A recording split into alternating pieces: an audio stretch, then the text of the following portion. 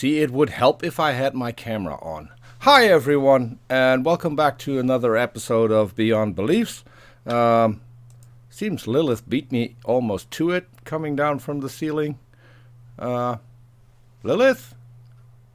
Are you there? Nope, Lilith is frozen. Lilith, you might want to drop out and come back in again. Okay. That usually helps. Okay, I'll keep an eye on Lilith. In the meantime, hi everyone. Welcome to another episode of Beyond Beliefs. Today, we're going to have someone that I met on a different channel, Noah DeSpain. Noah, please welcome and do a small introduction of yourself. Tell us who you are. So I am a Baptist Christian, basically. Grew up in a Christian home, was saved at the age of 4, and now I am in Bible college studying to be a pastor. Yeah, it's pretty concise, but about covers all the bases. Okay. Well, we'll have to wait until Lilith gets back. I think she might have had some kind of internet glitch. She dropped off, but I'll keep an eye and we'll switch her back on if she returns. So, yeah, our first question is always the same one. So, and that's what do you believe and why? You already said that you wanted to be a pastor. Can you elaborate a little bit on what kind of denomination you are and how you came to be a believer? So Baptist, I use Baptist because that's the most closely aligned to what I grew up with. As far as our denomination, we ended up switching to a Baptist church when I was like 13. The church that I grew up in, they were Baptist, but they didn't like the name. And so that's kind of where that comes from. And then I personally got saved when I was 4. And that had to do with, I don't remember the exact circumstances, but I was in the car with my parents, and we were at a Walmart parking lot, and I had heard that God was angry with sins, and that if you didn't believe, then you're going to go to hell.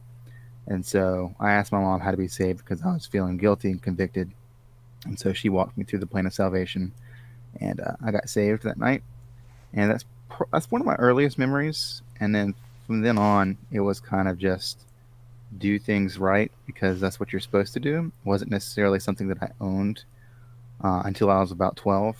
And most of what I believed came from my school. I was homeschooled, so our curriculum was Christian based, and then church really focused a lot on scripture. Everything that we studied in school kind of went through a biblical filter. And so I built a basis of knowledge on the Bible from that. But then I didn't start really applying it to my life and living it out personally until I was 12.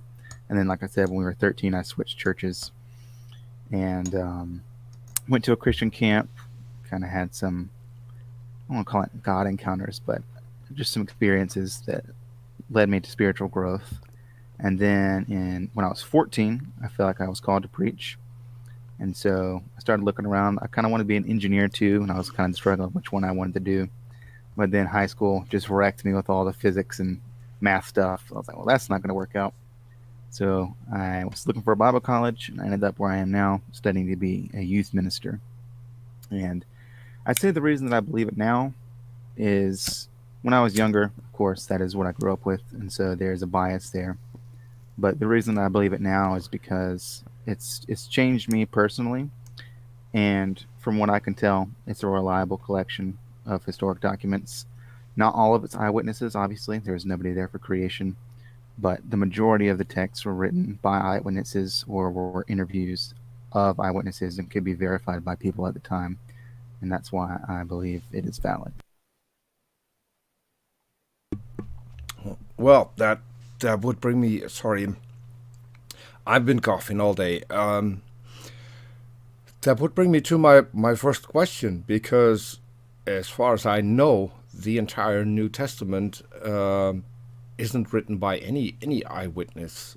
So what would be your take on that? Well, Paul had the Damascus Road experience, and the majority of the New Testament books are written by him. And so that would be, and I get a lot of those are letters, and so it's not really relying on an eyewitness account. But the Gospels, like Luke, obviously was not an eyewitness. He interviewed eyewitnesses, and he says that in the book of Acts, and I think in Luke somewhere. I can't say that. I 'cause hate have I them hate in my I hate to interrupt you, but we do not have any writings from Luke. Okay. So the Gospels weren't written by the people they're attributed to. So Matthew, Mark, Luke, and John weren't written by Matthew, Mark, Luke, and John. And I would agree. I with take that. it you were aware of that? Hmm. I know a lot of people at the time weren't able to write, and so from what I've heard, and I can't verify this, but it was dictated to someone who could write, especially like John. A lot of his stuff was dictated. Paul dictated a lot of his stuff No, no, from no. prison, anyways. That's also incorrect. So the Gospels are written in the third person. So someone who heard the story conveyed it to the person who wrote it down. Hmm. So it's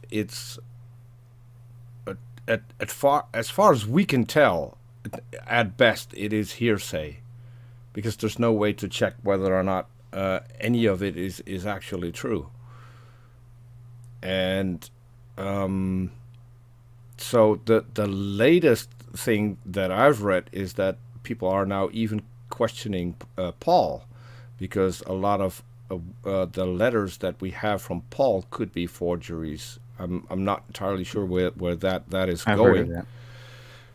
but yeah, I wouldn't consider Paul an eyewitness either. He had a vision, which he claims was Jesus. I'm not entirely sure if the way it is written down, that we could from that conclude that it was actually Jesus. What would be your take on that? Well, I would say too, he was around when all that stuff was happening because he was a Pharisee, and based on when the events in Acts are happening, it would seem that he has been around for at least long enough to have seen Jesus and known what was going on. I'm not entirely sure of that. So as far as I know, and I could be wrong, but what happened to Paul happened the earliest at 70 AD, which would be 40 years after Jesus had died. So I'm not entirely sure if he could have even been an eyewitness. He doesn't claim to be. In what we have that is attributed to Paul, he doesn't claim that he saw Jesus in the flesh. The only time he met Jesus was on the Damascus Road, which was more or less a vision. Other people were present and they didn't see him. Mm-hmm. So Here's Lilith. Hi, Noah. Lilith is That back. my router just decided to die right at the intro. It was perfect timing. Well, see, I would almost think it's some not- malicious supernatural being it's smited. not a show on the GonnaGoForIt channel if something doesn't go wrong. So at least thanks for having some continuity. I took the bullet for you this time. It's not no, generally. no, because I started off the show with my camera off. So Oh, good job, you. both of us did very well. The only one not messing up is Noah. Good job. Yeah, and he was the one who warned me and said, "Hey, I might have problems with my camera." Well, as far as the show's going, he's the only one who's had no problems and has been on camera all the time. So All right. So since I had to reset my router, what were you guys talking about so up to that? he Also, I can't see the whole screen. no, that would be a tiny problem. So Okay. we'll Okay. No, go ahead. No, we'll fix it. We'll see. There we go. Please stand by. We will be right back. So I can fix this. There we Okay. go. So what did I miss? And You asked them what he believed, I Oh. presume? not the intro again. There we are. Okay. So Noah explained that he pretty much grew up a Christian. This is in short. And he says the Bible is a collection of historical accounts. Am I summing that up? Pretty much, yeah. Okay. So we took it from there. And before we go on, I do want to say my standpoint right now. What's that? No, I thought Lilith was frozen again, but no. I was, but Okay. What drew you to the conclusion that the Bible is made up of historical accounts? Well, so before I get into that, I do want to say that right now I'm in like a deconstruction phase. Not necessarily like trying to break down my faith, but I'm kind of breaking everything apart to understand why I believe what I believe. So a lot of what I grew up with and what I believe is not necessarily something that I am solid on right now, because I'm trying to understand exactly what I You're kind of at that point where you know that some of the stuff, particularly as you understood it as a child, is not really how it is, but you haven't replaced all the pieces, so we're kind of halfway through the Lego set, if that makes sense. Yeah. Okay, yeah. I've been there. Fair enough. And I don't want to treat as conclusions those which are, this is what I thought, but I'm not quite sure where I am going to land.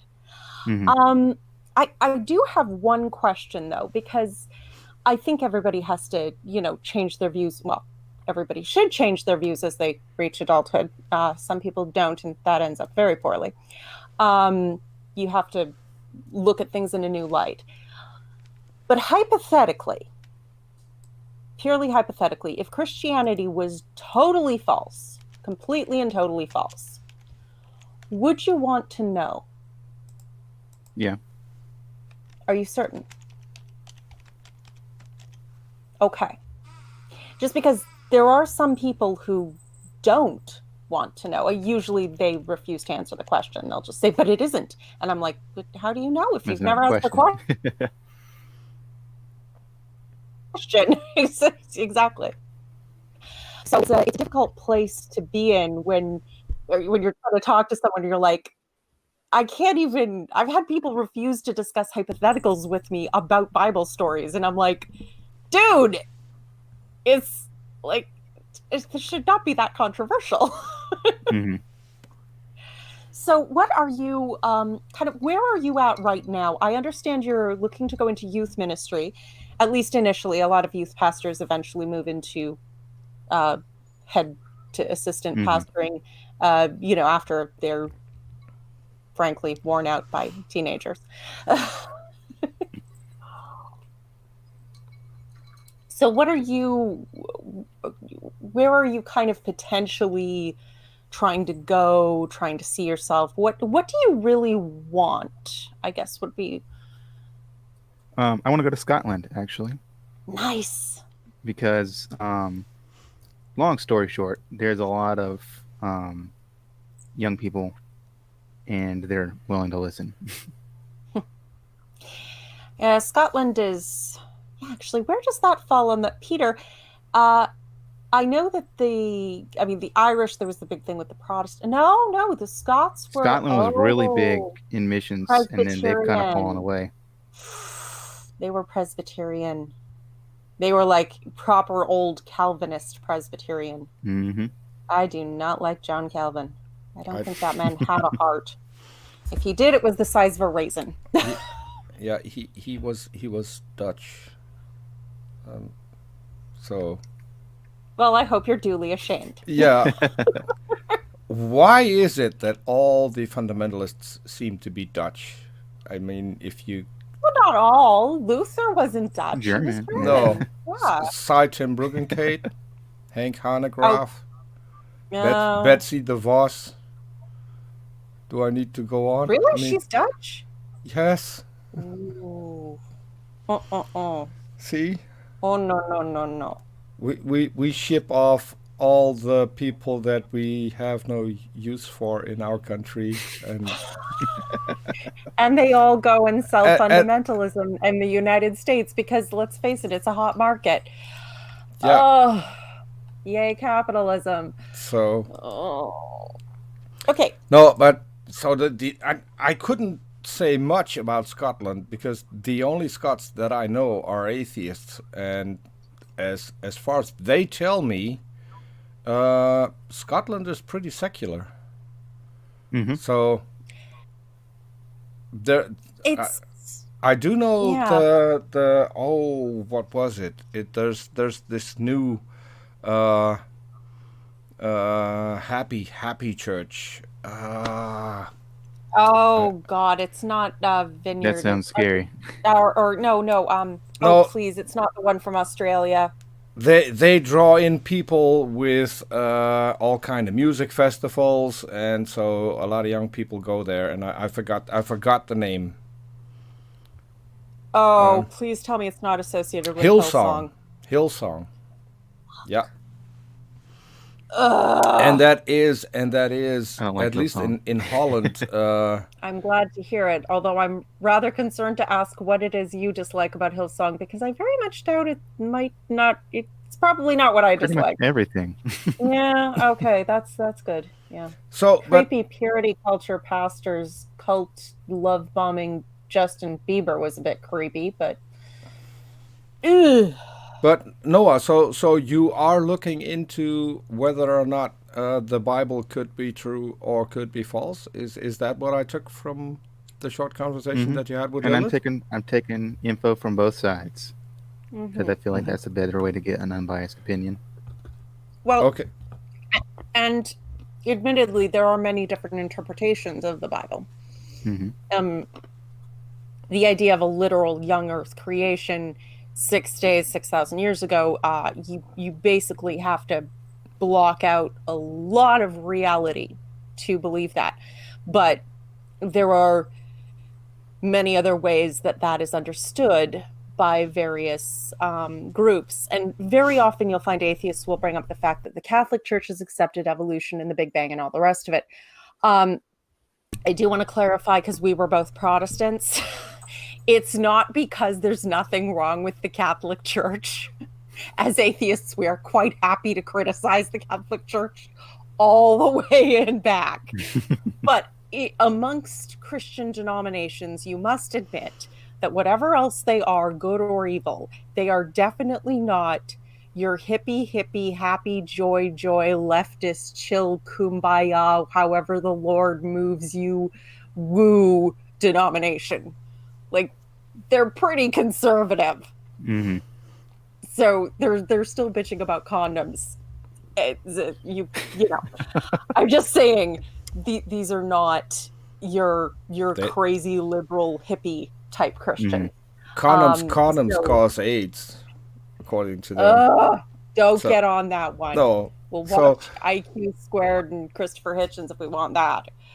But so what I would be curious, because I saw your conversation on the Empathetic Atheist, and for people who haven't subbed to Justin already, please do. He's interesting. I'm a huge fan of Justin, so go and watch his shows too. And Justin is helping with guests for our show, because that's how we got Noah. So I really appreciate that. But yeah, I wanted to come back to something you said on Justin's show, and that was regarding Jack Chick. Do I know so much about do you recall that, Noah? I remember a passing comment, but that's pretty much it. Yeah, you were talking about whether or not oh no, I forgot the guy's name. The guy in the fish. Jonah. If that Jonah and the whale. If that could be real, and you mentioned that you've seen a chick tract, and that had a couple of instances mentioned where that actually happened. Mm-hmm. Did you ever check that? I did not, and I don't want to take my facts from him because honestly, I don't agree with him 100% on a lot of things. But I was listening to Hannah and Jake years ago when they were still the Bible Reloaded. They did sort of breakdown of Chick tracts, and I started to wonder how he got quite so crazy paranoid. Because if you read his Big Mama tract, he's like, woo, out to crazy land. It wasn't just your fundamentalist, torture porn, accept Jesus, great guilt trip. It was like, and conspiracies. And I got most.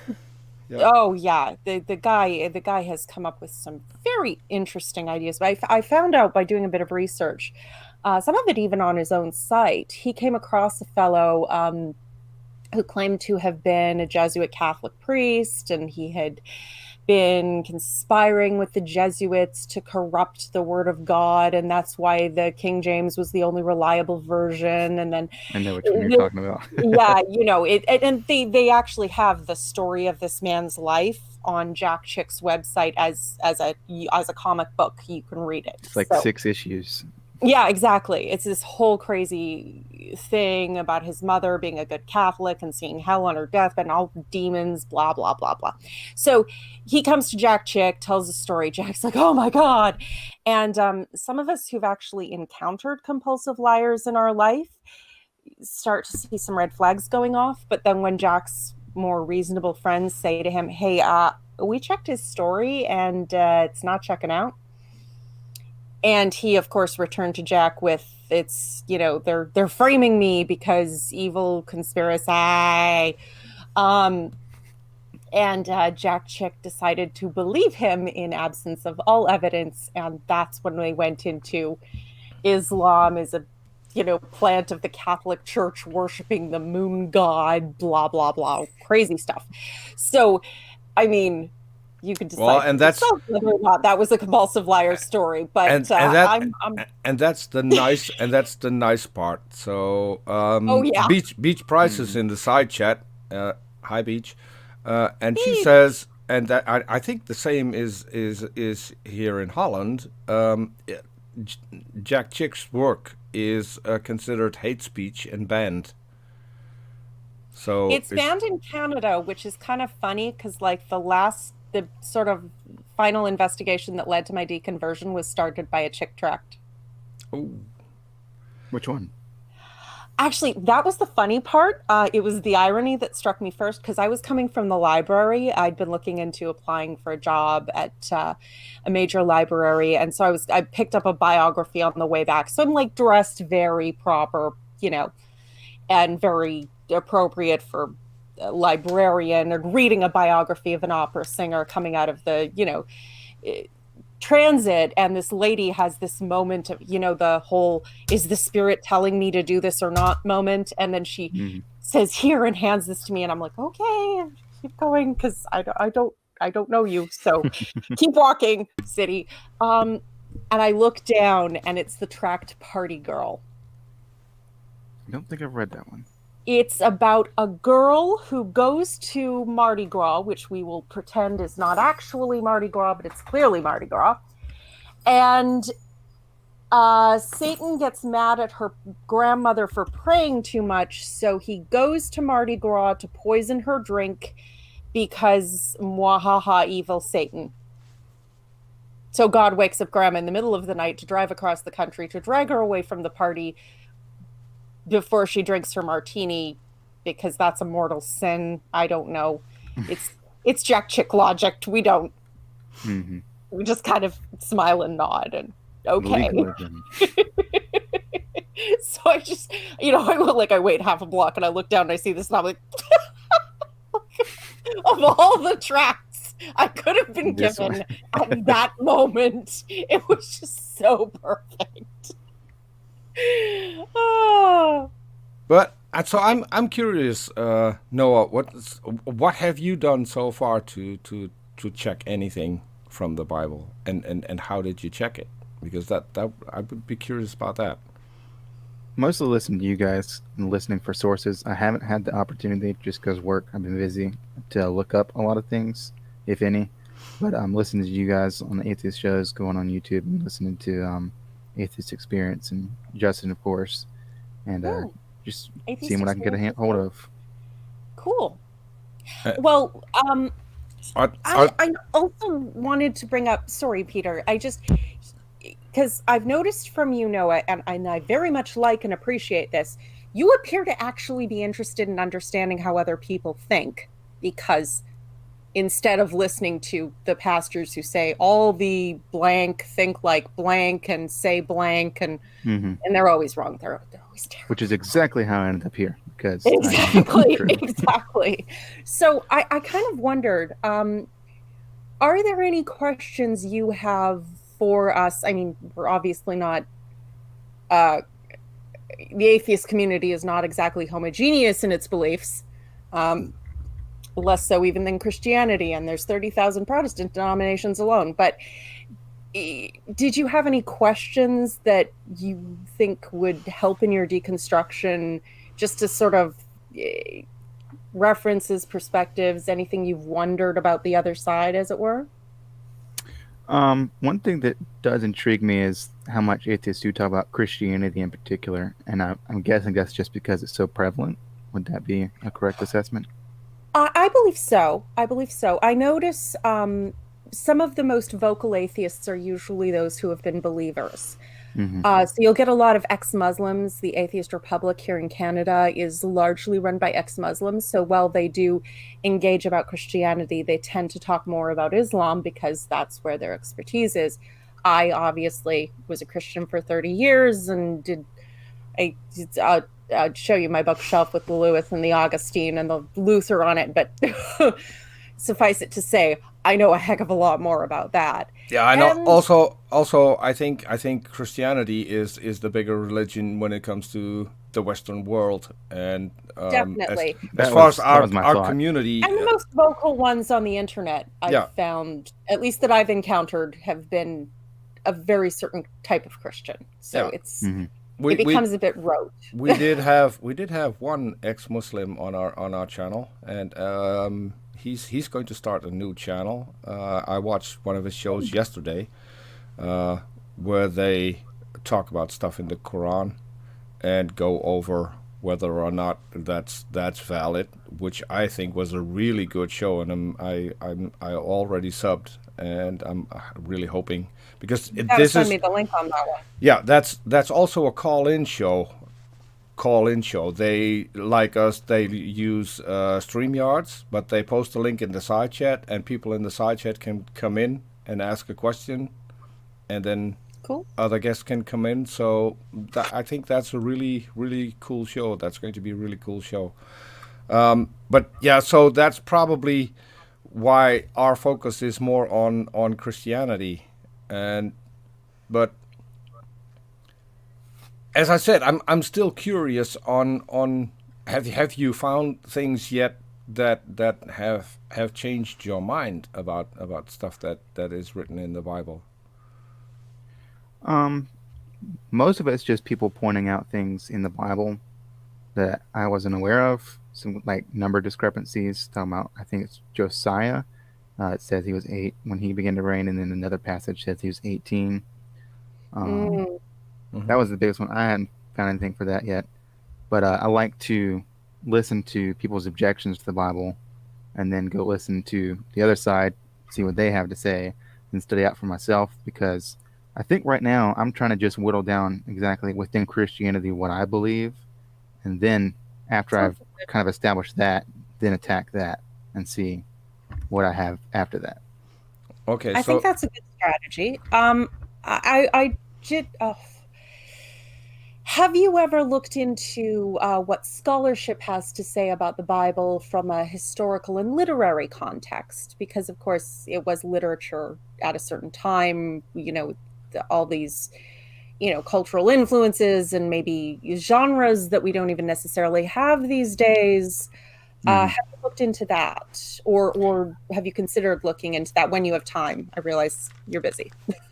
I have, but it was the only thing that I got a hold of at the time was from a Christian perspective, and they were using it to talk about how a lot of people think that the Gospels are fiction, kind of like a novel, and their argument, and I don't know how much credit I can give to this, or credence rather, Fair. but that it's written like a novel, but the novel wasn't invented yet, and so it'd be weird for them to write in that style. Huh. Well, there were novels back then. I mean, there's always been novels. There weren't as many literate people, so I'm sure there wasn't quite as many, novels for people to read. But no, there were definitely novels back then. There was this one funny story about a Greek author who he'd written a book and someone had written a sequel that they were pretending was by him, but it wasn't by him. And he happened to be in line and heard two men arguing over whether or not he had really written it. So he wrote a book about how to tell if a book is written by me, basically. Mm-hmm. So no, there were definitely literary characterizations and genres available at the time. I have thought about the concept, especially of Mark being, because, Matthew and Luke crib from Mark, but Mark tends to be every 3 seconds he's saying, the secrets of the kingdom have been given to you, but to others it comes by parables, parables, Mm-hmm. nudge, nudge, wink, wink, say no more. So I have wondered about that, although I don't really have the expertise to investigate that on a, break down the Greek. Speaking of Mark, that is something that I learned from some of the things I've been listening to. I was not aware that Mark was written first. Mm-hmm. A lot of Christians assume and have their reasons for why Matthew was written first. I think traditionally it used to be accepted that Matthew was written in like 37 AD. Yeah, I didn't know that wasn't true.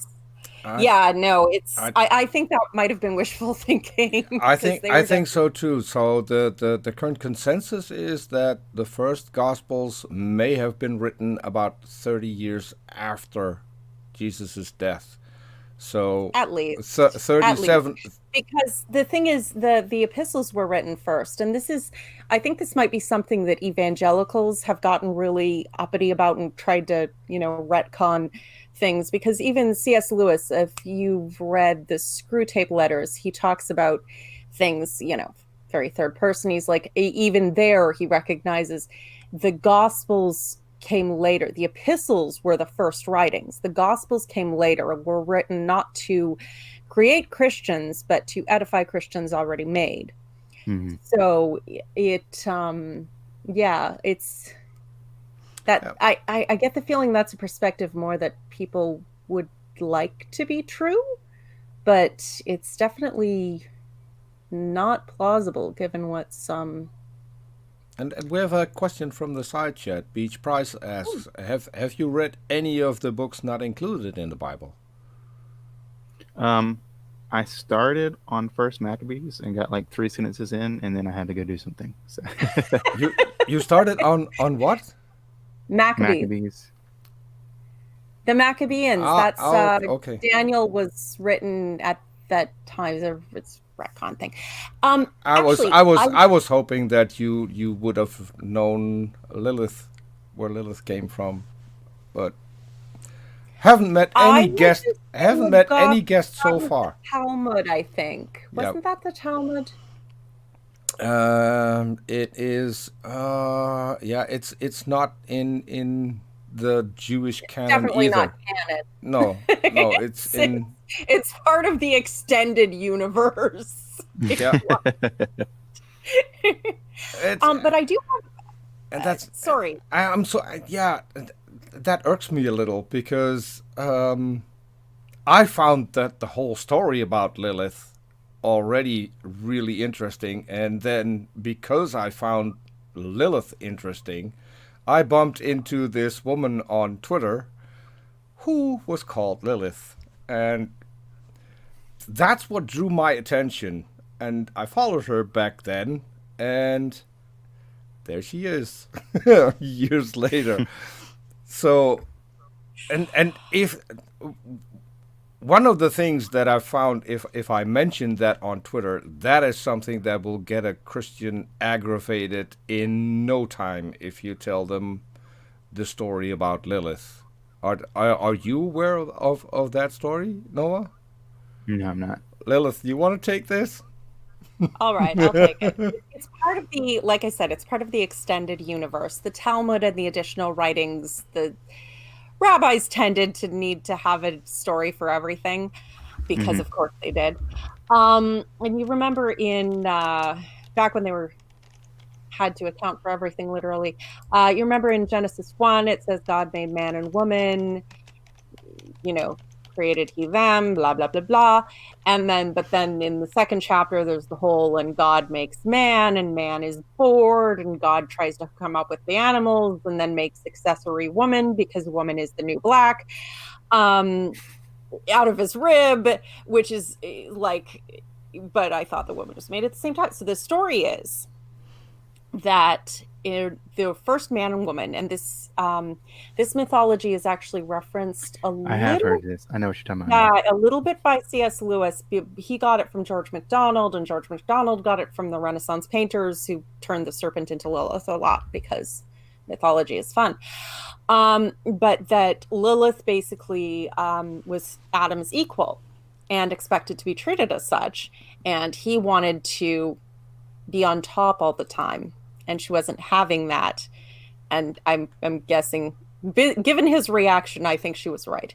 So she spoke the name of God, which has magical powers in the sort of that ideology, and used it to fly away and hook up with a couple of errant archangels. And so Adam runs back to God. She ran away, make her come back. And then God sends angels, and there's this whole negotiation. She's not having this. And then it turns into this whole where she becomes a demon, and they kill her children because the mythology was that she was responsible for nocturnal emissions because men just couldn't, do that on their own.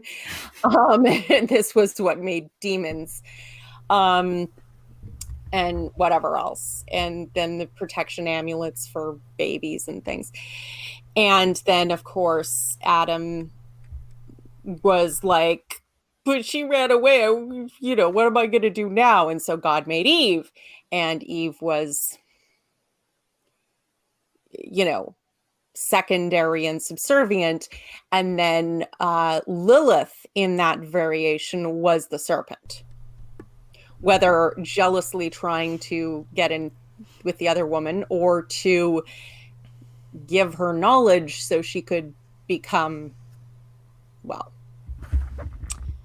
or just get back at God and Adam at the same time.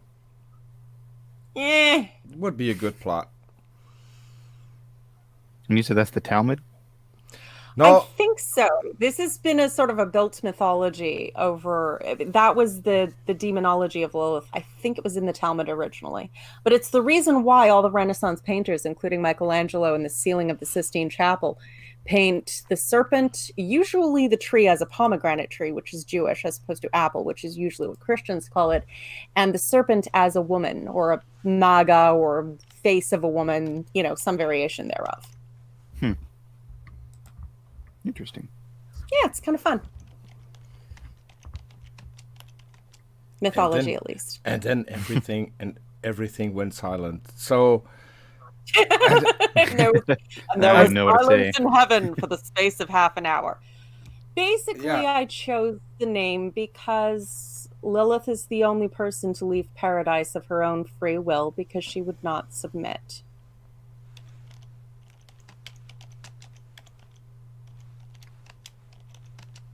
More silence. And more silence.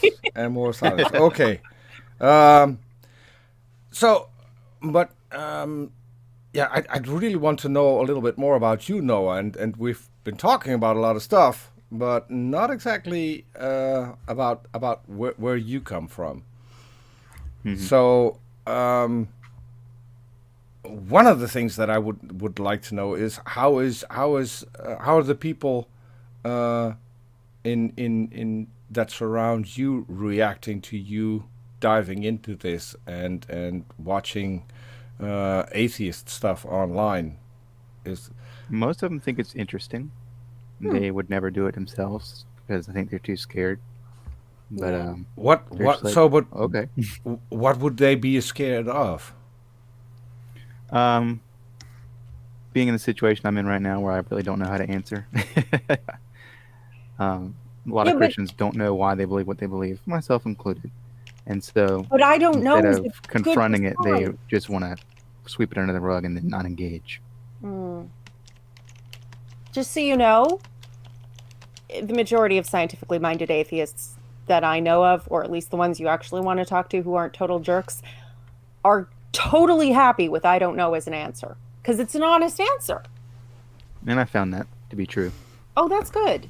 Good. Because I know some people will be douchebags still because the world is what it is. But generally, if there's something you don't know and you're not like certain, I'm really happy when people are honest about that, because then you can actually engage with them and what they think and what they wonder, as opposed to, you know, the sketch of some specific vein of theology.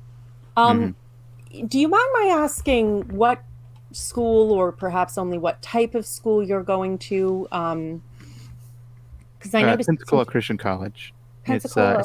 It's not a seminary. We have a ministerial program, so it's a Christian liberal arts college. Okay. So we have nursing, engineering, all that good stuff. Oh, cool. Now I'm curious, because I have no clue what that entails, because we do have Christian schools here in Holland.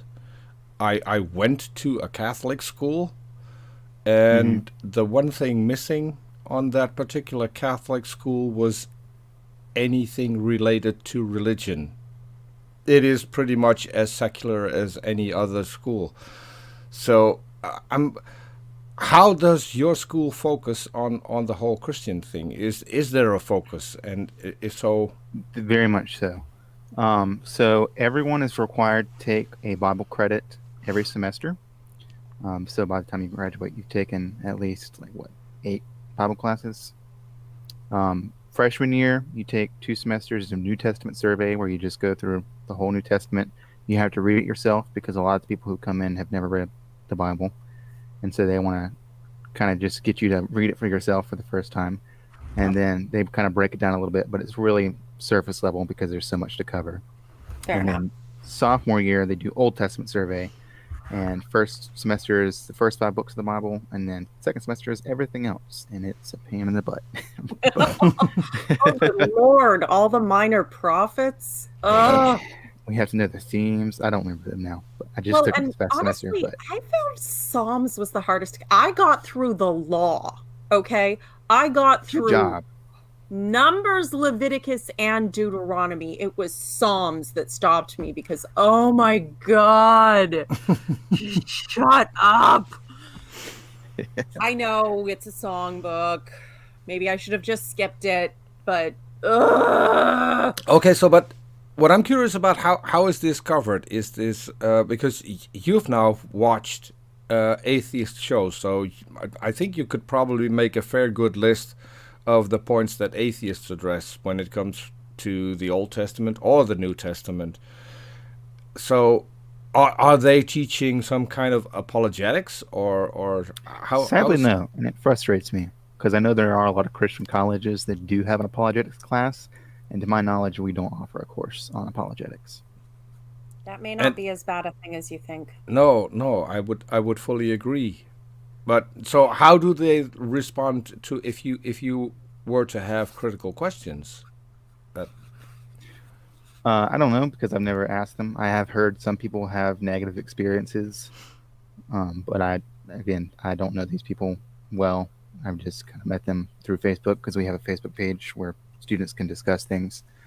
But so I really don't know. Historically, it's possible that they would respond negatively were you to ask specifics. I mean, I think it also depends on how you ask, because the people who were asking these things tended to be more on what the school consider a liberal side, and so I think they may have viewed it as them attacking instead of asking honest questions. But again, I wasn't there, so I can't say. I'm guessing this is a fairly conservative, relatively. fundamentalist. They're loosening it up. We can Okay. report now. Well, yeah. Hey, remember, I grew up with, started with the Jesus freaks. So the liberals were, corrupting the Bible and not Mhm. taking seriously the truth of God. It doesn't matter how many decades they spent, breaking down all that they believed. It didn't matter because they weren't taking it seriously somehow. God is Gray is actually a really good example of a Christian on YouTube who has far more liberal views, but who really studied them and really went into and goes into, how she came to the conclusions that she came to and where she went for sources and how she went all through all these things. And while obviously, I'm an atheist, I don't agree with her Christian conclusion, she's obviously the type of person that I'm totally fine with being in a world with people like her because they're good people who you can have a conversation with, and they're not gonna try and push everything on you and try and control you with their ideas. So, that's a great thing, and it's interesting to hear that side of things, because obviously for a lot of my time as a Christian, I was just as scared of liberal Christians as I was of atheists. I'm my own boogeyman. Life is fun. We have another question from the side chat. Korak Nightwolf asks, do you know what Pascal's wager is? If I'm wrong, then I have nothing to lose, but if you're wrong, you have everything to lose, basically. Yeah. Yes, that one. Yeah. So, I think which that's silly, I would like to point out, he hasn't used that one. No, he hasn't. He has never said anything like that. So don't Pascal smite him. No. But it was a question from the side chat, and if people have questions and I can throw them in, absolutely. I usually do. I do have a question myself.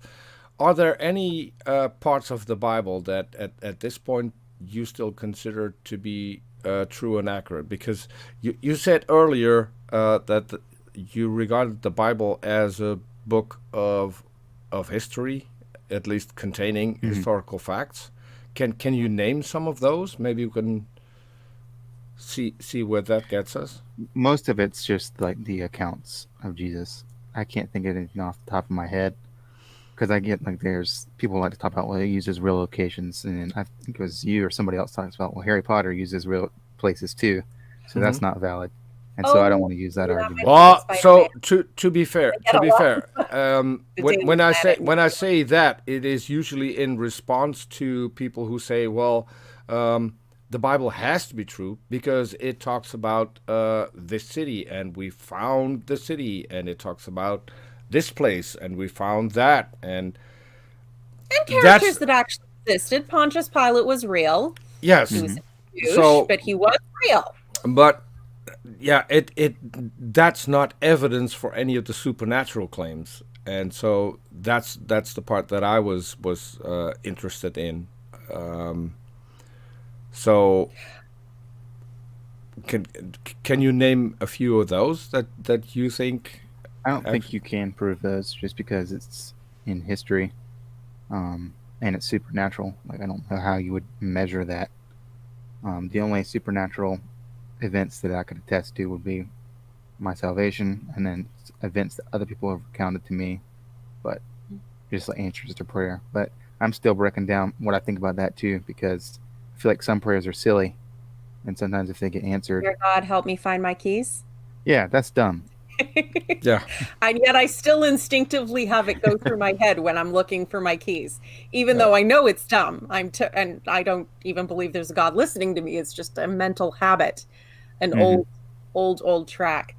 I have to say, and that's where the Dutch are really advanced. I had a key ring where I just had to clap, and then the key ring would beep, and I could find my keys. That works. Cool. Anytime. We need this.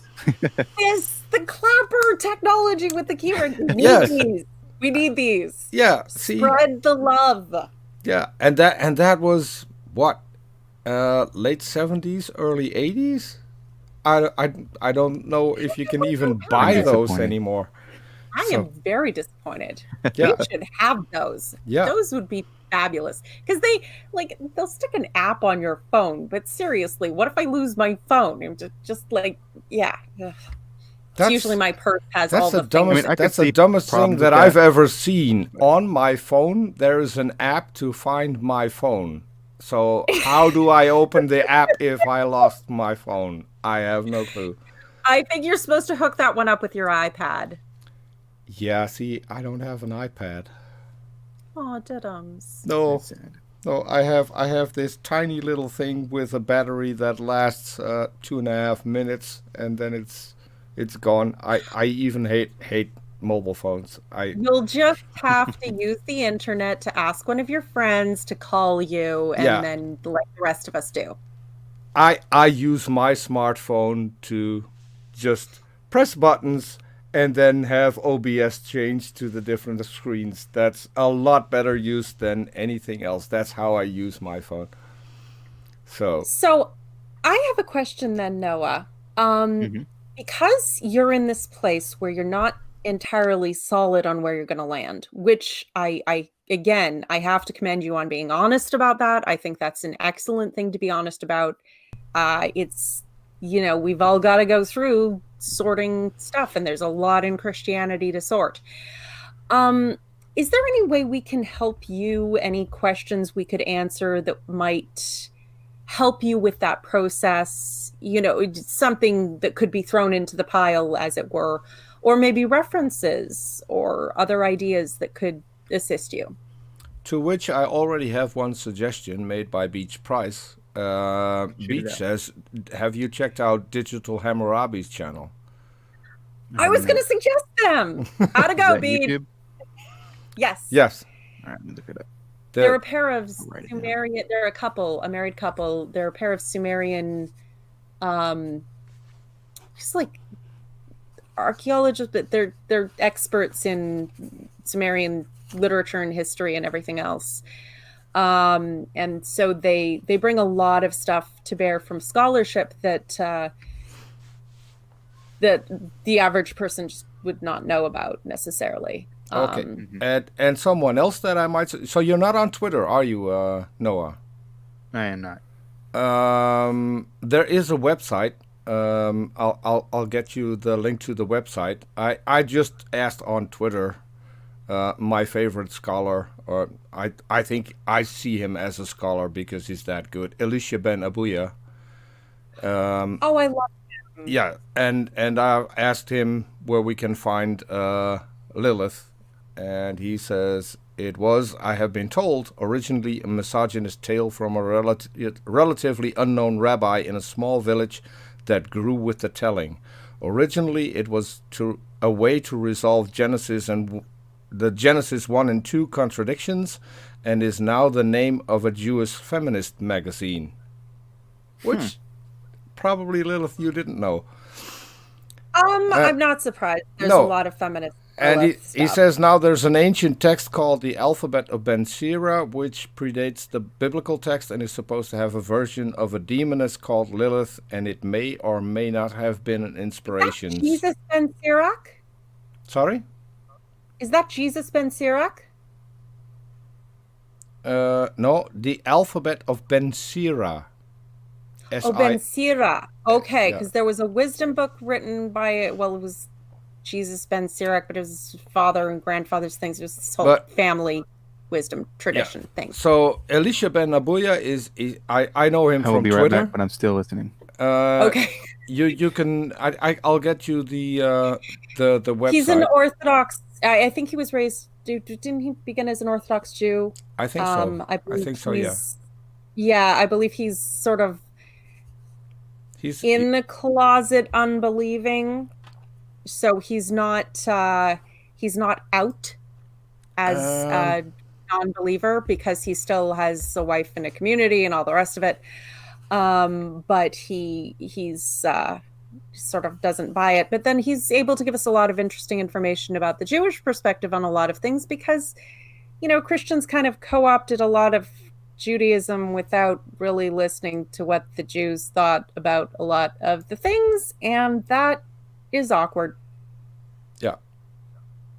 So Beach Price helped out again. His website is called epicoros.com. I'll send you the link. I'll send you the link on Facebook. All right. So you can go check him out. And yeah, he's been a really cool guy when it comes to answering questions. Whenever I have a question, I just hook him up and you get an answer as soon as he sees it. So I'm not sure if he's on Facebook as well, but yeah, I would really recommend checking out his website. And we keep drifting off to other things besides the fact what you believe and why you believe it. Well, that's because he's still reconstructing, so he hasn't landed on what he believes yet, which is. I'll give you for instance. Okay. So I took a class this past semester called Youth Ministry, and they basically made us write our philosophy of youth ministry based on the Bible, and so that's kind of where I am right now, because a lot of the things that churches teach or pastors say is not necessarily something that's biblically grounded. It's just a tradition. And so I'm trying to parse out right now, like exactly what I believe is tradition and what I believe comes from the Bible, and then have like a biblical response for everything that I believe, and then go from there. Well, and even, I mean, as you no doubt know, I don't believe the Bible, but having a biblical response to people who believe the Bible is usually, that you're speaking to them in the way that they understand. And well, actually, they kind of get annoyed when I quote Jesus in response to everything they say. And it's sad, because I really do believe most atheists know their Bible better than Christians do. The deconversion ones generally do. If they grew up without any religion, maybe not. But those of us who left, we tend to have Bibles like mine, which I showed you earlier, which are very well studied, and occasionally held together with made me look bad. Mine's nice and new, but I just got it. No, I have a couple nice new looking ones. It's just, don't use except to cross-reference translations or whatever. Here's my old one. Oh, there you go. Yeah. The old saying, right? The Bible that's falling apart usually belongs to a life that isn't. And I'm always like, yeah, that's not true. I know. I would almost believe that there are people who mess up their Bibles to make other people think that they read them. You know what there probably is? They could probably just stick a bunch of tabs in the side at random places and be like, no, I'm cross-referencing the, David's ancestry and is something. Or the super highlighted. That's something that's unique to me. I don't highlight or really mark my Bibles. Well, honestly, I think it has to do with the way my brain works. Like, I don't like seeing a bunch of colors on the page. I like black and white.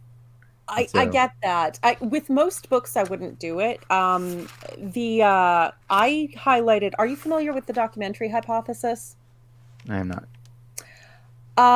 Well, it's now more often known by the four author theory, because the Pentateuch was assembled by I think it was Ezra, after the return from the, being in bondage and Babylon and Persia and all the rest of it. And Persia had a rule where you could go and create a dependent city-state or state or province or whatever, but you had to have a written legal code before they would let you go, so that you would have some semblance of order, and then you'd still pay them. So as it's understood that Ezra put together, some scrolls from the northern kingdom of Israel and some from Judah, and whatever had been preserved in the fleeing and the whatever, and sort of put it all together in the Pentateuch. And so they've looked at like sources for this, the Deuteronomist source, which they're pretty sure was, what was the name of the priest with who raised King Josiah and sort of You know, the one who I know who found, you're talking about, and my yeah, brain the one who keeps going to found the book of the Melchizedek, and law it's when not they that. did the. But No, but you know, Melchizedek was the prophet of El, and then, but if to talk to Abraham, but like Deuteronomy is believed to have been basically authored by him because he like found a whole book of the law that nobody had ever seen when they were doing construction, and it was like, whereas parts of the law in, say, Numbers and most of Leviticus would be the priestly source, which they're assuming was Ezra or people associated with him at that time. And we were also trying to record, you know, all the traditions of the temple and stuff that they obviously hadn't been doing because exile doesn't so much with the things and the stuff. So basically, yeah, it's been common in scholarship for about 100 years. It's even sort of been somewhat replaced by supplementary / fragmentary hypotheses in certain areas. But as a Christian, I'd never heard of it. I was always told that Moses authored the Pentateuch. And even in Bible school, where I went to a leadership training program through the Baptist Union of Western Canada, and they didn't bring up scholarly issues of authorship like that. And I was pretty shocked when I realized, wait a minute, there's a lot more going on here than you guys. And you guys, I mean, when I was 5, fine, but why, when I went to school, did you not tell me? You know, 5-year-old, fine, whatever. And that's the problem I have with Sunday schools. I think Sunday schools are damaging because they just tell stories instead of what the Bible actually says. And so then people grow up thinking things that's not even really in the Bible. And so when they wonder, and then again, I know you don't believe the Bible, so that doesn't really matter to you. But from a Christian perspective, if you want somebody to believe something, I don't know why you wouldn't tell them and then be shocked when they grow up. Yeah. Well, and granted, as a kid, you get the simplified version of things. Yeah, also, and I'll give you that. Quite frankly, I don't think children should be allowed to read the Bible unsupervised, because have you seen the end of Judges? There's more than just the end of Judges. Across that, yeah, but stumbling across that one when you're 8 fucks with your head. Super fucks with your head. You talking about the Benjamites? Yep. Yeah, the I'd be more afraid of children. Good. I'd be more afraid of children coming across certain parts in Ezekiel. See, we're all just scared they're going to read Song of Solomon. Yeah, Song of Solomon. Of course, we couldn't have any kind of I think Ezekiel is still worse because I wouldn't want to be the one explaining to children what men are with genitals the size. Oh, the horses and the donkeys. Yeah, like 38, 40 or something. Yeah. Oh, yeah. So, can you name some of the things that you were taught in Sunday school that you said aren't really in the Bible? Because to me that's like the serpent in the garden being Satan. There's one verse that could maybe prove that, but it doesn't say that. I think the whole account already proves that it can't be Satan, because the serpent is cursed to crawl on his belly for the rest of its life. And then if you keep on reading the Bible, Satan is walking. Going back and forth in the earth. Yeah. Satan is walking. Sorry. So if he's cursed and he has to crawl on his belly, how can he be walking? It's just not possible. But I think, so Satan is one of the most inconsistent characters in the entire Bible, because God created Satan knowing what he was going to do. But the whole mythos of Satan is very poorly supported. I mean, you read the prophecy against the king of Tyre where it mentions Lucifer. Oh, do not start about Tyre. I've been. No, no, no, no, no. I know. I'm not. Or maybe it was the king of Lebanon. I'm No, not no. talking about It's has nothing to Tyre. do. It has I'm nothing to talking do about with the you. Lucifer one. No, Lucifer. has nothing to do with you. There is a guest who wants to come on and wants to continue a conversation that I had with him on a different channel, and I told him that's not going to happen. And then he said, "Well, but The one about Tyre. Tyre is my favorite prophecy, and I want to talk about that." And I said, "Well, if it gets mentioned, we'll talk about that. We're not someone else's after show. It's not going to work that way." So.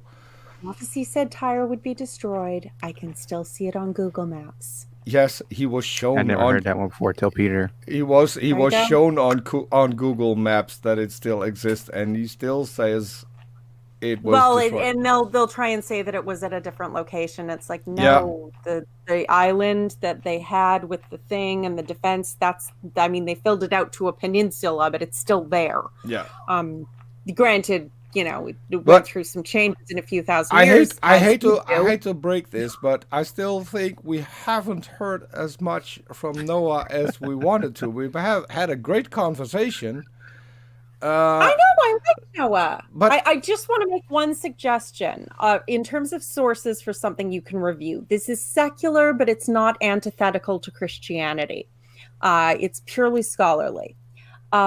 Yale has courses in both the New Testament and the Old Testament that they've put the lectures for online.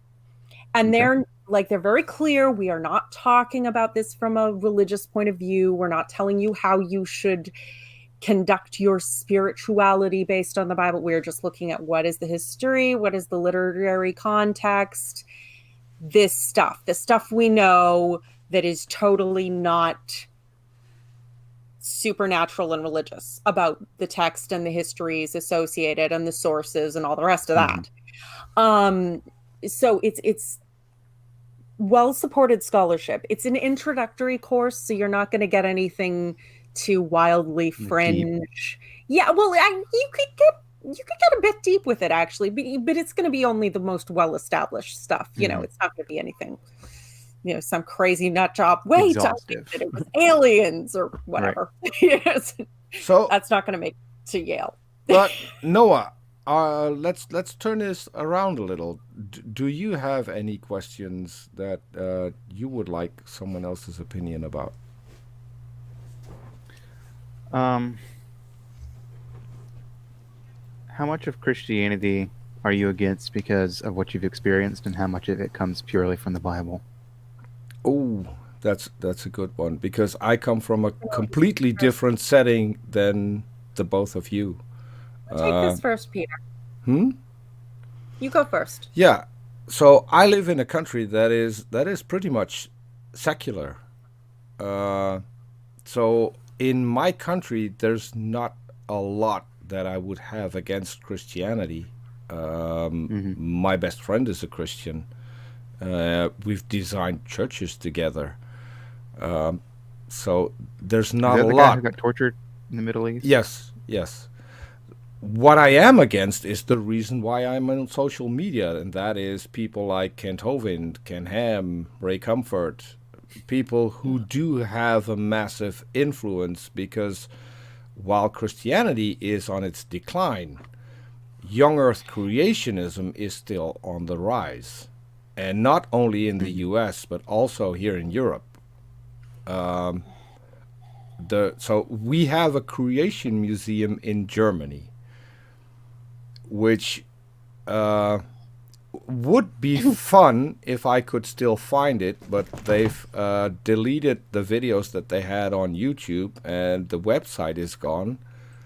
It was a guy who had a room in the back of his house, and he recreated Genesis using Legos and Playmobil toys, which I think was awesome, because I would want to visit that. I mean, who wouldn't want to see a good Lego panorama is really fun. I mean, the Tower Lego of in Real Life channel, you got to watch that for kicks when you need a break from there is this thing called the Lego Bible. Yeah, Have you seen that? I've seen that. Oh God. That to me is awesome. The guy is recreating the entire Bible in Lego. Wasn't he doing parts of it with stop motion, or was he just doing pictures? He was just doing pictures. Okay, And it was he something else, got but, you know. banned. He got banned from a Lego convention because he had something Oh, no. from It's judges. Genesis, and that wasn't appropriate for kids to look at. So Oh God, it wasn't Lot and his daughters, was it? no. But he I was thinking no. about David's son. I think who if was I'm that? if I'm Tamar. correct, it was Oh, Abraham. yeah. Abraham at the point of killing his son. Oh, right, the stabby, you Hmm. kill your And- kid if you love me thing. Yeah. That's So that's a more common objection about Abraham that's made, quite validly in my opinion. But yeah, actually, it's kind of funny because I was told that story when I was very young. I remember being afraid to ask my dad if he would do the same thing. and I think a lot of children would be. I mean, but Well, because Lilith, you understand that you're supposed to want him to be willing to do that, and that's creepy Mhm. when you're 6, Mhm. especially, but especially. yeah, but that's so Anyway. that's my objection, and the fact that they are literally distorting science and telling their followers to not accept what is accepted science. So Lilith, you're next. Okay, well, I was raised with young Earth creationism. It took a lot. Looking back, I'm horrified at how much creationists lie, not just about the evidence, but they tell a completely false narrative of what evolution is, so that you'll be inured from any evidence because it doesn't prove the weird, twisted, Mhm. malformed idea that you have of the science, which bears no relation to reality or science or the papers or anything at all. So that I was not impressed with, but I remained a Christian for many, many years after that. I was very similar to you, deconstructing, looking through, trying to be like, okay, childish things, put aside childish things, come into a little more adult, spiritual growth, yada, yada, yada. I experienced lots of terrible things in terms of actually taking my faith seriously, but that was never fundamentally what bothered me. And this was one of the things that really irritates a lot of atheists when certain Christians, and obviously you're not one of them, but I'm sure you've no doubt heard that some people are, or all atheists are just angry with God because we don't really have faith, and then we were disappointed because we had unbiblical expectations, and then but the core of my objection is, and always has been, that it isn't true. People have different values. People have core values, and sometimes you have to put them in priority. There are people who will choose love over truth. I am not one of them. There is nothing I will ever put or have ever put ahead of truth. Not comfort, not love, nothing. That is the core of my objection, and every other conclusion stems from that conclusion, from that point. If you really believed that you had been deceived, unintentionally in most cases perhaps, your entire life, and you looked back at the story of Isaac, and the story of Jesus, and the story of the blood of the innocent, and how you were taught to idolize it, can you understand what that would loose in you? Which brings me to another thing. We want to link that channel too, because there's a channel on YouTube I think you might want to watch, Lilith Liberated. She needs some encouragement to put more videos on there because she's far too engaged on everyone else's channel. instead of promoting her own. Guilty as charged. Although, Yeah. So, but she has some videos on there, Noah. I really think you should watch. They might be tough, though. Just a heads up, because have a drink. I do remember the first one had me pretty emotional, even though it is about Lilith, about her private situation, and there are not a lot of channels around where it is explained in such a kind way and not blaming the people who brought Lilith into Christianity. And so that is why I've recommended that channel to several people, because I think those videos are actually really good. Because once you start figuring out that some of the things you might have been taught aren't real, you might go and blame the wrong people. And I think if you watch Lilith's video and Lilith's take on all of that, that would be a good thing to keep in mind. So, sorry for shilling, Lilith. Now get some more videos on there. Actually, it's. I was going to say, watch some cat videos in between. We all need something fluffy every now and then. Yeah. But actually, it's funny you mentioned that, because I've got a friend who I'm going to get together with. We actually grew up together as Christians. We've known each other since we were 12 years old. We got baptized together in a lake at 14 because we had to be public about it because we were just that serious. And God, being 14.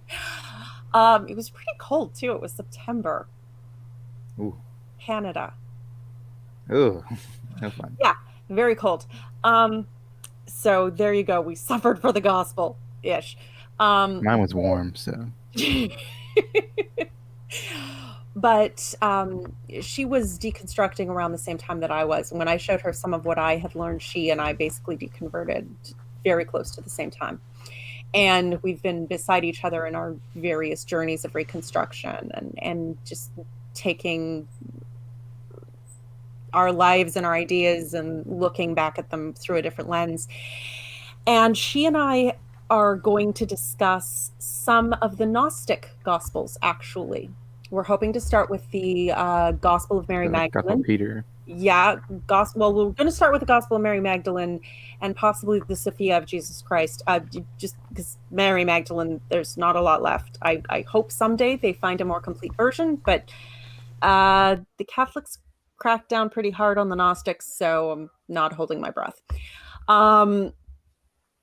And just sort of getting an idea of how we react to these different ideas. You know, we've both read the Bible and studied it from lots of perspectives, but what were these other ideas? And sometimes, like, you can find out, oh my gosh, that's where that story came from that we've all heard about, but we don't know where it came from.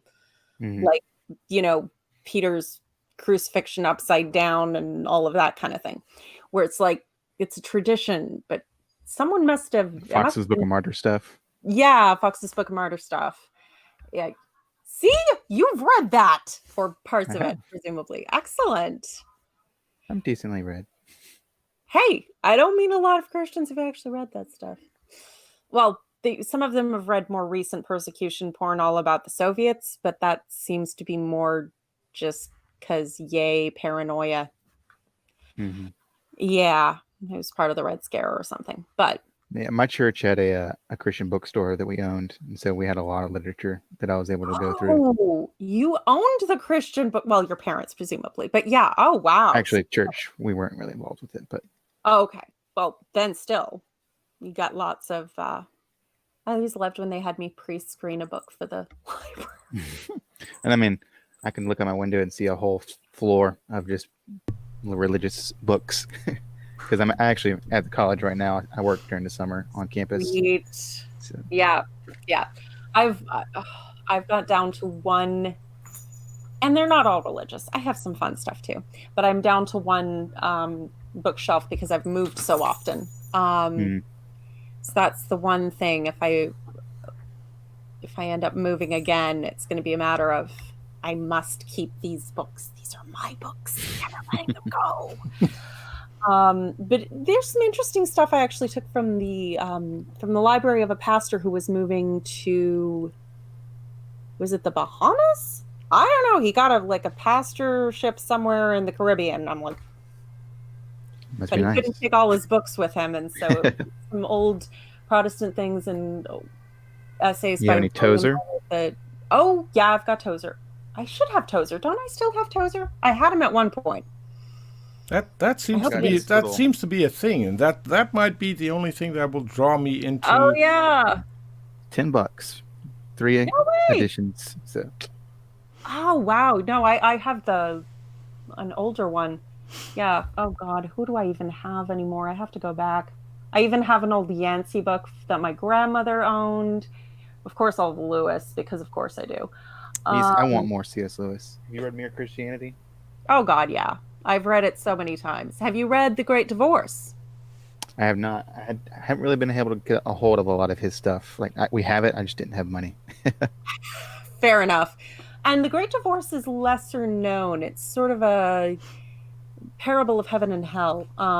Very interesting.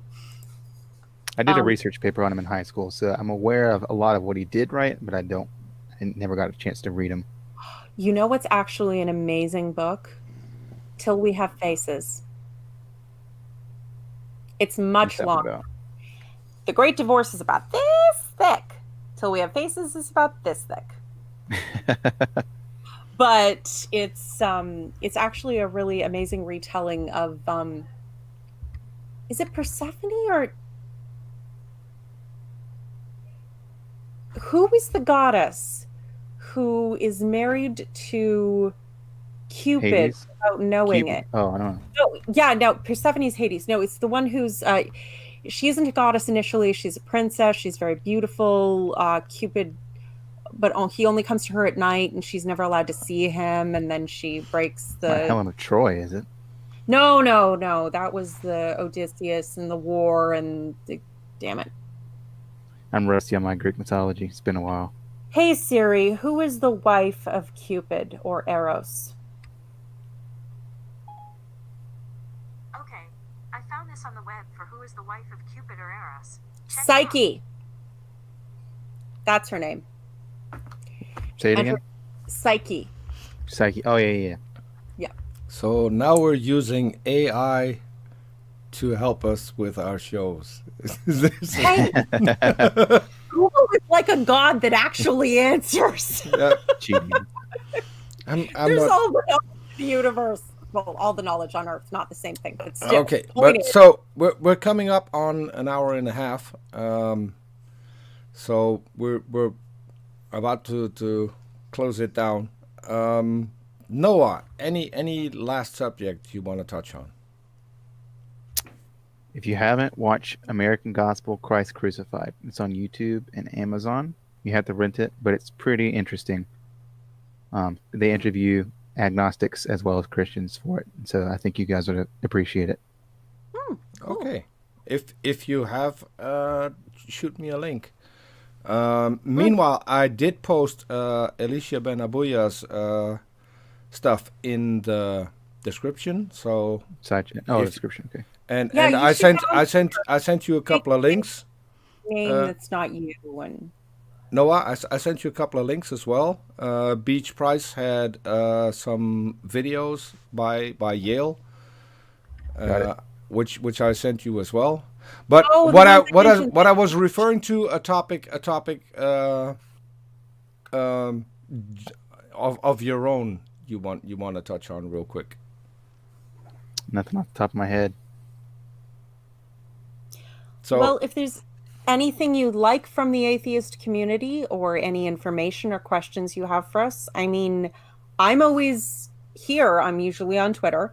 Okay. But please, Guess I have to get Twitter. yeah, you have to get Twitter. Honestly, you're gonna want to get Twitter. Alicia Benabuya is up there. I made an account last year and then I used it for like a day and I was like, I'm bored. Yeah, no, you got to kind Well, of yeah, anyway. And so, Have, like, a which personal also reminds me account. something that I do want to mention, because there's this tiny little bird behind me, which is a reference to the guy who helped me out when I started on Twitter and later on YouTube. He's called @Religulous. He was recently suspended, had 28,000 followers, and he was suspended for one single tweet that was interpreted as hate speech, which it wasn't. So everyone on Twitter, please go follow @Shambo, which is the bird behind me. And yeah, as you will know, his master Religulous is running that account, so he's yeah, pretty much banned and has to start over again, because I don't think Twitter is going to look at this, have a human look at it. It's kind of ridiculous. So good with that lately. No, and the guy who got him suspended was one who has been triggering him for at least a year. So, but yeah, that's really sad. We can put all those in the box below, links, or yeah, in the description. Thank you. I'm good with the 5-syllable words, and sometimes the short ones escape me. Well, I'm using a wider net, I guess. Yeah, but well, yeah, the I'm going to put a link into your channel as well. I'll put a link into Shambo's Twitter. And yeah, Noah, if you have any questions, or if you want to talk to someone, please do reach out. A lot of people will be more than happy to talk to you. And there are a lot of platforms where you can do that. And if there's anyone in specific that you want to talk to, please hit me up. I'm more than happy to set that up for you as well, and maybe we can do it as a live show. So no problem whatsoever. Yeah, as I said, that brings us to the end of the show. Lilith, thanks again for joining. always a pleasure. We do have another good show coming up. We have a guest called Erica Hernandez, which is kind of funny because we just had Eric Hernandez, and I thought that I was Not related. I thought I was being punked, and this is someone you really will want to see. I will. And you're going to have Robert on for that episode, I believe. Yes. Yeah, because he's the right person to talk to her. Absolutely. Well, not only is he the right person, she came in on a show that I did with Robert. I know. The infamous talk with Street Preacher Joe, which was all about rape. So please come watch that one. Robert is going to be back on Tuesday, so after Tuesday we're going to set up a date and time. And if you want to know when it is, I'll announce it on Twitter. Yeah, leaves me with my final sentence until we go to our tiny little book commercial. First, Noah, thanks for coming on. Thanks for having me. Yeah, I'm boring. Lilith, No, don't laugh. Don't laugh. I'm thrown off a little because it's hot here. It's extremely hot. Yeah, maybe we can have you back, and where you can grill us on a few things. Yes, that would be Prepare really a list nice. of questions and Yeah, I will. answering questions. okay. So looking forward to that, and that leaves me with my final sentence: truth has nothing to fear from inquiry. Everyone, see you next time. Bye bye.